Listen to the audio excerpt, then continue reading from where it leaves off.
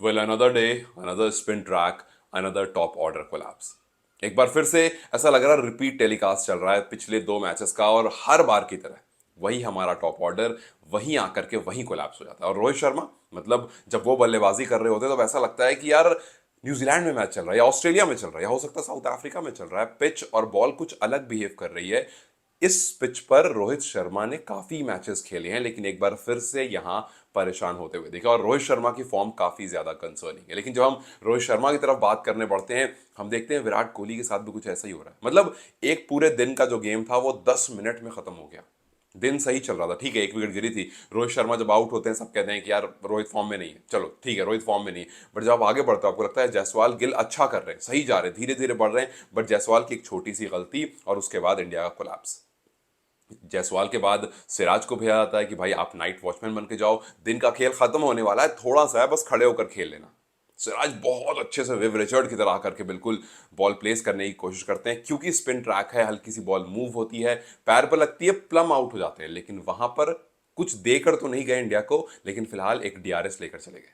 और ये बहुत इंपॉर्टेंट डीआरएस है जो आप लेकर चले गए। उसके बाद फिर विराट कोहली आते हैं।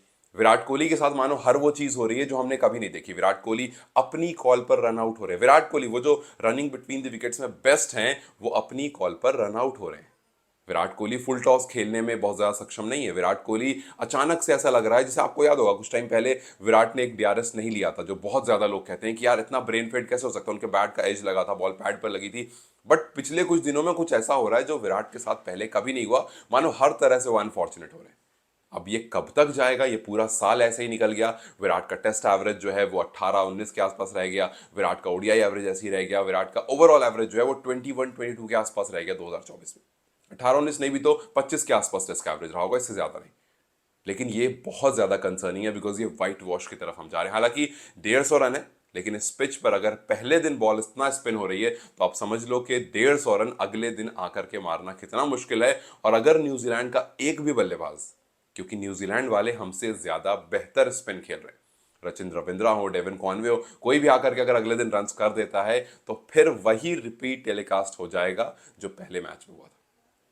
अब ऋषभ पंत क्रीज पर है, शुभमन गिल क्रीज पर है, इसके बाद सरफराज कौन है? सरफराज मुंबई के हैं, सरफराज ने इन पिचेस पर खेला है, सो बहुत उम्मीद है सरफराज से कि एक बार फिर से वो हमें सेकंड इनिंग वाली वो पारी देखने को मिलेगी जहां पर सरफराज थोड़े रन्स करेंगे, जो अभी कुछ मैच पहले किया था उन्होंने, जहां 150 रन मारे थे।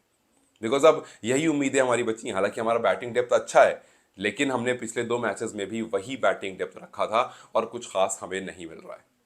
टॉप ऑर्डर वहीं का वही। इंडिया मानो पिछले तरह से, पिछले 12 साल से जिस तरह से वो खेल रहा था, जो डोमिनेशन दिख रहा था, वो डोमिनेशन पूरी तरह से खत्म हो गया। वो डोमिनेशन नहीं दिख रहा, अब डर सा लग रहा है। इस टीम से डर सा लग रहा है कि यार मतलब ये क्या हो रहा है। विराट अपना आज 200वां टेस्ट इनिंग खेल रहे थे और वहां पर लग रहा था यार कुछ कुछ बड़ा होने वाला है।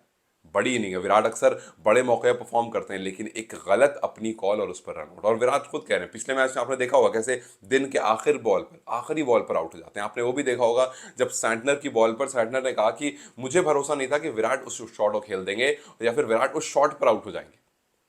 जैसे मैंने कहा ना कि हर वो चीज हो रही है जिसका हमें बिल्कुल भी एक्सपेक्टेशन नहीं होती है, और वो विराट के साथ हो जा रही है। अब अनलकी कहो, आउट ऑफ फॉर्म कहो, लोगों का सिर्फ एक सवाल है कि यार इनको भेजो दोबारा दुलीप ट्रॉफी और रणजी ट्रॉफी खेलने को। क्योंकि अभी जब हुआ था दुलीप ट्रॉफी के सारे प्लेयर्स खेलेंगे, ये लोग नहीं गए थे खेलने, और इनमें से किसी ने भी परफॉर्म नहीं किया। जो जो दिलीप ट्रॉफी नहीं खेला था, किसी ने ही परफॉर्म नहीं किया, विच क्लियरली शोज कि आपको जा करके फर्स्ट क्लास क्रिकेट खेलनी होगी। सचिन ने भी खेली थी अपने रिटायरमेंट के कुछ 15-20 दिन पहले, उन्होंने एक रणजी ट्रॉफी खेली थी। तो 40 साल की उम्र, तो ये भी खेल सकते हैं। लेकिन अब देखना यह है कि यहाँ से इंडिया कम बैक किस तरह से करेगा, बिकॉज इंडिया बैकफुट पर है। माना 150 रन कम है और माना कि हमारे पास बल्लेबाज आने रह रहे हैं, लेकिन पिछले दो मैचेस में हमने देखा है कि किस तरह से एक सेशन पूरी की पूरी इनिंग खराब कर देता है।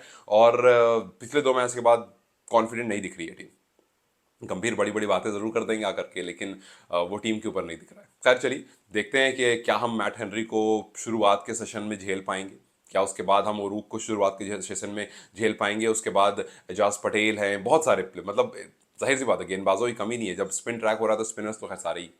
अब देखना यह है कि क्या इंडिया इस 150 रन को पहले दूसरे सेशन में कर लेता है, थोड़ी बहुत लीड ले लेता है, या फिर पिछले दो मैच की तरह न्यूजीलैंड एक बार फिर से भारी पड़ जाता है और अपने घर पर टेस्ट मानो ऐसा लगने लगा है कि हम, जैसा मैंने कहा, न्यूजीलैंड साउथ अफ्रीका या ऑस्ट्रेलिया में खेल रहे हैं और यहाँ से फिर हमें बीजीटी खेलने जाना है। जब यहाँ ये हाल है तो बाहर क्या होगा? या तो फिर ये होगा कि हम फॉरेन पिचेस के लिए अपने आप को इतना तैयार कर चुके हैं कि होम कंडीशन पूरी तरह से भूल गए हैं। स्पिन ट्रैक पर इंडिया स्ट्रगल करेगा, कभी नहीं सोचा था। खैर, ये हो रहा है, अब देखते हैं आगे किस तरह से होता है। क्या इंडिया कम बैक कर पाता है? क्या सेकंड डे में कुछ हमें अलग देखने को मिलता है? क्या कोई अच्छी पार्टनरशिप आती है और इंडिया लीड ले पाता है? यानी खराब हो, क्या लगता है कौन सा वो बल्लेबाज है जिस पर सबसे ज्यादा नजर रहेगी और जो लगता है कि यार कुछ निकाल सकता है वहां से? Do let me in the comment section. Till then, you guys take care, I will see you very very soon.